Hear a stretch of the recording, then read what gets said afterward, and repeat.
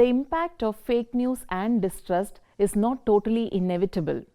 You cannot discern facts from false news unless and until you develop an attitude to find out whether the information is true or not. You have to check each and every information that reaches you through social media. Scientific researches on spreading false news show that false news diffuses farther, faster, deeper, and broader and more broadly online than the true news. Maybe you might be thinking that spreaders of false news have more followers and that's why they are able to spread much faster. But research shows exactly the opposite. The false news spreaders had fewer followers, followed fewer people, they are less active on Twitter and had been on Twitter for a significantly less time. Yet, false news was 70% more likely to be retweeted than the truth. The point here is that the human attention naturally is drawn towards novelty. Anything new draws your attention. Studies show that humans like to share information that is new because sharing this new info makes us appear to be a know-all and thus gain status by spreading the information. Moreover, false news attracts responses filled with surprise, and this reaction you get from your message excites you and you continue to do it. It is also found that humans are more responsible for the spread of different kinds of true or false information than the bots. We have to talk about various factors to combat fake news. First, we shall start with the content. Content moderation is the process of reviewing, screening, and filtering social media content to the extent that it does not affect the freedom of expression. Ad transparency. In Google search browsers, through the option "Why this ad?", users are able to see information on why particular ads are being shown on search, YouTube, and Google services. This facility should be there in all the platforms so that the audience do not get misled by unlawful elements. Bot identification. First, we should know what a bot is. A bot is a software, a program that operates on the internet and performs repetitive tasks. While some bot traffic is from good bots, bad bots can have a huge negative impact on website or application. About a third of world's total web traffic is now made up of malicious bots, and bad bots are responsible for many of the most serious threats to online businesses. Identifying a bot is very difficult, so social media platforms should bring in measures to identify bots using user agent behavior analysis among other techniques to safeguard the end users. Digital literacy. Only few people are prepared to navigate the online information environment effectively. This global deficit in digital media literacy has been identified as a critical factor explaining widespread belief in online misinformation, leading to changes in education policy and the design of technology platforms. Regarding video manipulation technologies, there could be policy decisions to make the video manipulation difficult by not giving permissions for such apps in phones. It is not possible to stop video manipulations, but policies and restrictions can make it hard to access such technologies, thereby reducing such videos. The camera and phone companies can bring in authenticity infrastructure whereby the video will have the stamp of where and when the video was made. The social media platforms, search engines, etc. should not give importance to sensationalism more than real news. Sensationalism attracts attention. When the videos reach the audience either believes it, acts on it, or checks it before acting on it, or doesn't believe it at all and quietly disregards it. To bring in an attitude change in the end user, a general awareness need to be created by the government and the public, generally involving celebrities, social activists, and most importantly, teachers. Ultimately, democracy requires trust to function. So, Society and its actors have to create checks and balances to create a world of trust to live in. Transparency about algorithms used by social media platforms is important. The user should know how the algorithm works and suggests. The people should be informed of ethics to describe what kind of information can be shared and what should not be.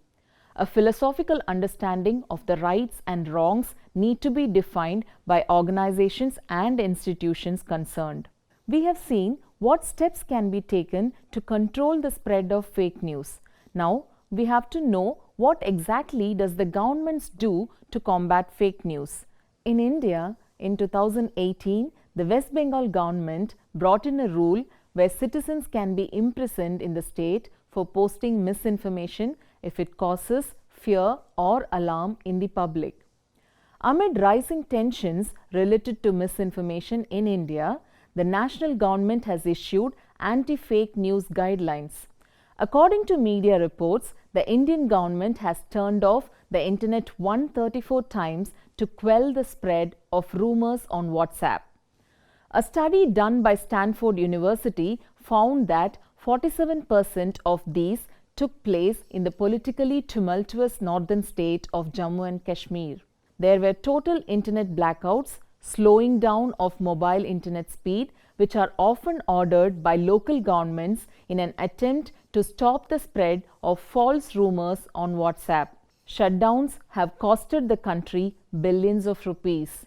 Other than the Information Technology Act 2000, the government in February 2021 issued strict guidelines for social media intermediaries to mandate platforms such as WhatsApp to aid in identifying the originator of unlawful messages.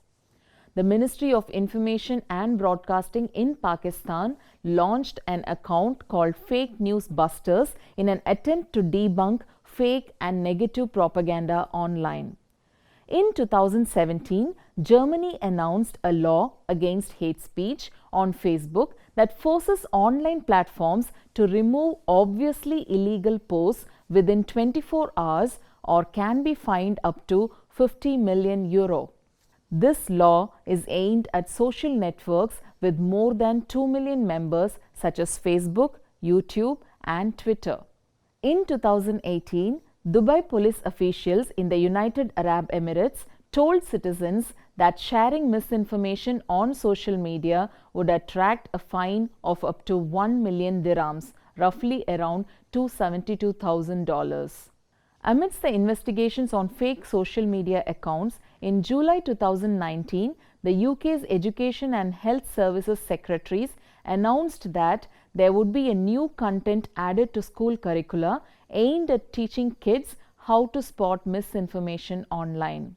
In fact, even the personal data stored by the social media companies are restricted and protected under the Data Protection Act 2018.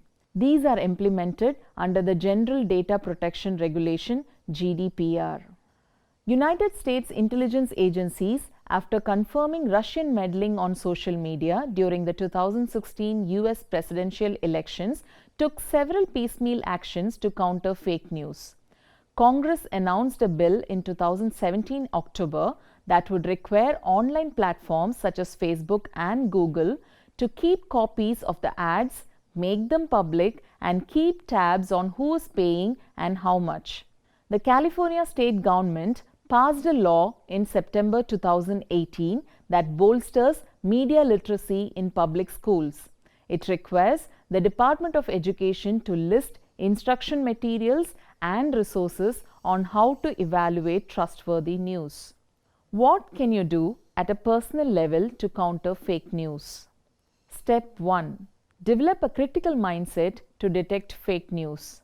Whenever you get a new information, generally the brain tries to accept if the news supports your point of view, and this is called as confirmation bias. You have to get out of this mindset. Step 2. Get an expert opinion. Use fact-checking websites like Alt News, Press Information Bureau Fact Check, Fact Checker, Boom Live, and many other fact-checking websites that are available to check the source.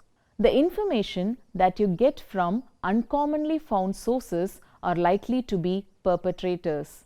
Google the authenticity of the source and find out more about the professionalism of the source. If you discover it coming from a reputable news agency, you can be sure of the news. Oddly sounding URLs with common extensions may be a suspect.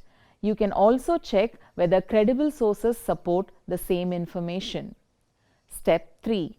Pause before you share on social media. Research shows users over 65 shared nearly 7 times as many false articles as the youngest age group. Since they are jumping into this fully formed information ecosystem without proper exposure or understanding. Millennials and Gen Z are more exposed to fake news because of the amount of time they spend on digital media. We may be incredulous when we absorb news, but none are immune to fake news. When everyone in your group is forwarding a particular message, you also tend to forward it because you don't want to miss out. So be alert. So we have discussed what different governments are doing to combat fake news. In different countries, we have different policies to control the spread of fake news. And we have also discussed what you have to do as a digital media user to fight against fake news and protect yourselves from the kind of harmful information that you find around yourselves when you are in the digital space. A quick run through of today's lecture. So, we discussed about what exactly is fake news, what is disinformation and misinformation, and how this fake news has risen in the digital spaces, and we also discussed about how easily and quickly it is spreading in the digital platforms. We also discussed what are the different policies that different governments have brought in to combat fake news. We also mainly discussed what you as a digital media user have to do to combat fake news. So hope this lecture had been really insightful. Thank you very much and meet you in the next lecture.